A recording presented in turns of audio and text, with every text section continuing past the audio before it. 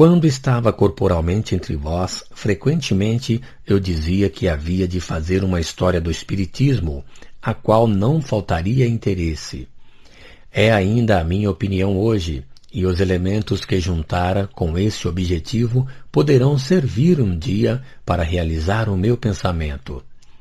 É que, com efeito, eu estava colocado melhor do que qualquer outro para apreciar o curioso espetáculo provocado pela descoberta e a vulgarização de uma grande verdade. Pressentia outrora, sei hoje, que ordem maravilhosa, que harmonia inconcebível presidem a concentração de todos os documentos destinados a produzir a obra nova. A benevolência, a boa vontade, o devotamento absoluto de uns, a má-fé, a hipocrisia, as manobras malévolas de outros, tudo isso ocorre para assegurar a estabilidade do edifício que se eleva. Entre as mãos das forças superiores que presidem a todos os progressos, as resistências inconscientes ou simuladas, os ataques, tendo por objeto semear o descrédito e o ridículo, tornam-se instrumentos de elaboração. Que não se faz? Que móveis não foram postos em movimento para sufocar a criança no berço? O charlatanismo e a superstição quiseram, alternadamente, se apoderar de nossos princípios para explorá-los em seu proveito. Todas as cóleras da imprensa clamaram contra nós. Tornaram em zombaria as coisas mais respeitáveis. Atribuíram ao espírito do mal os ensinos dos espíritos mais dignos da admiração e da veneração universais. E, entretanto, todos esses esforços acumulados, essa coalizão de todos os interesses melindrados, não conseguiram senão proclamar a impotência de nossos adversários. É no meio dessa luta incessante contra os preconceitos estabelecidos, contra os erros acreditados, que se aprende a conhecer os homens. Eu sabia, consagrando-me à minha obra predileta, que me expunha ao ódio, à inveja e ao ciúme dos outros. O caminho estava semeado de dificuldades, sem cessar renascentes. Nada podendo contra a doutrina, atacava-se o homem. Mas desse lado eu era forte, porque fizera a abnegação de minha personalidade. Que me importavam todas as tentativas da calúnia. A minha consciência e a grandeza do objetivo me faziam de boa vontade esquecer as sarças e os espinhos do caminho. Os testemunhos de simpatia e de estima que recebi daqueles que me souberam apreciar foram a mais doce recompensa que jamais ambicionei. Mas, ai de mim, quantas vezes teria sucumbido sob o peso de minha tarefa se a afeição e o reconhecimento da maioria não tivessem feito esquecer a ingratidão e a injustiça de alguns. Porque, se os ataques dirigidos contra mim foram sempre achados insensíveis, devo dizer que fui penosamente afetado todas as vezes que neles encontrei os falsos amigos entre aqueles dos quais mais esperava. Se é justo lançar uma censura sobre aqueles que tentaram explorar o espiritismo ou desnaturá-lo em seus escritos, sem dele fazer um estudo preliminar, o quanto são culpados aqueles que, depois de assimilar-lhe todos os princípios, não contentes em se retirarem à parte, voltaram os seus esforços contra ele. É sobretudo sobre os desertores dessa categoria que é preciso chamar a misericórdia divina, porque voluntariamente extinguiram a chama que lhes esclarecia, com a ajuda da qual poderiam esclarecer os outros. Não tardaram a perder a proteção dos bons espíritos, e nos fazendo a triste experiência, se viram logo caídos de queda em queda nas situações mais críticas. Depois de meu retorno ao mundo dos espíritos, revi um certo número desses infelizes. Arrependem-se agora, lamentam a sua inação e a sua má vontade, mas não podem reparar o tempo perdido. Cedo retornarão sobre a terra com a firme resolução de concorrerem ativamente para o progresso e estarão ainda em luta com as suas antigas tendências até que hajam triunfado definitivamente. Poder-se-ia crer que os espíritas de hoje, esclarecidos por esses exemplos, evitarão cair nos mesmos erros. Isto não é assim. Por muito tempo ainda haverá falsos irmãos e amigos desajeitados, mas não mais do que seus mais velhos não triunfarão em fazer o espiritismo sair de seu caminho.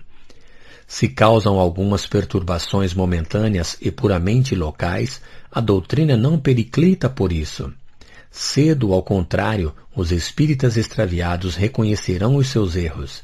Virão concorrer com um novo ardor à obra um instante menosprezada e, agindo de acordo com os espíritos superiores que dirigem as transformações humanitárias, avançarão a passos rápidos para os tempos felizes prometidos à humanidade regenerada.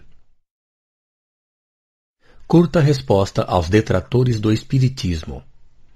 O direito de exame e de crítica é um direito imprescritível, ao qual o Espiritismo não tem a pretensão de se subtrair, como não tem a de satisfazer todo o mundo.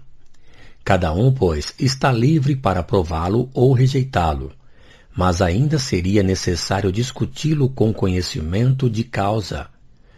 Ora, a crítica não tem senão, muito frequentemente, provado a sua ignorância de seus princípios mais elementares, fazendo-lhe dizer precisamente ao contrário do que ele diz, atribuindo-lhe o que nega, confundindo-o com as imitações grosseiras e burlescas do charlatanismo, dando, enfim, como a regra de todos, as excentricidades de alguns indivíduos.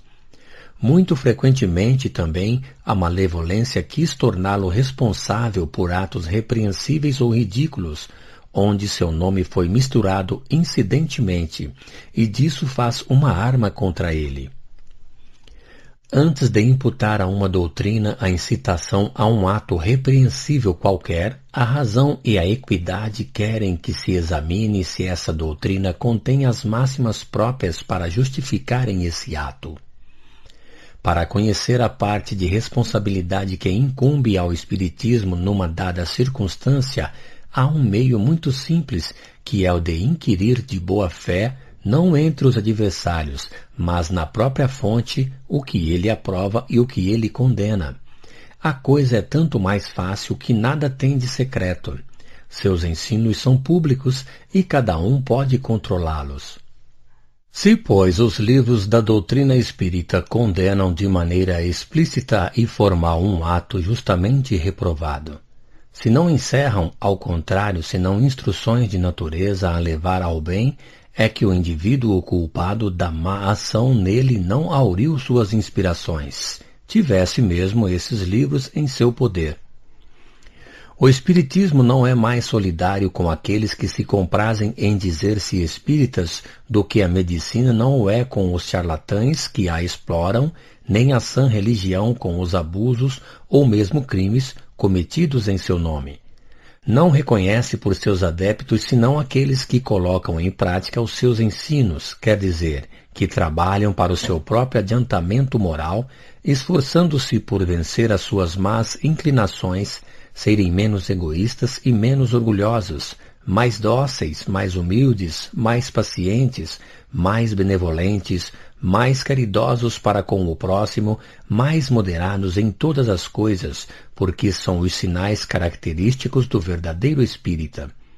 O objeto desta curta notícia não é o de refutar todas as falsas alegações dirigidas contra o Espiritismo, nem de desenvolvê-lo ou provar-lhes todos os princípios, e ainda menos procurar converter às suas ideias aqueles que professam opiniões contrárias, mas de dizer, em algumas palavras, o que é e o que não é, o que admite e o que reprova.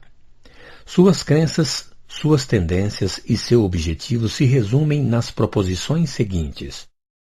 Primeiro, o elemento espiritual e o elemento material são os dois princípios, as duas forças vivas da natureza se completando uma pela outra e reagindo incessantemente uma sobre a outra, ambas indispensáveis ao funcionamento do mecanismo do universo.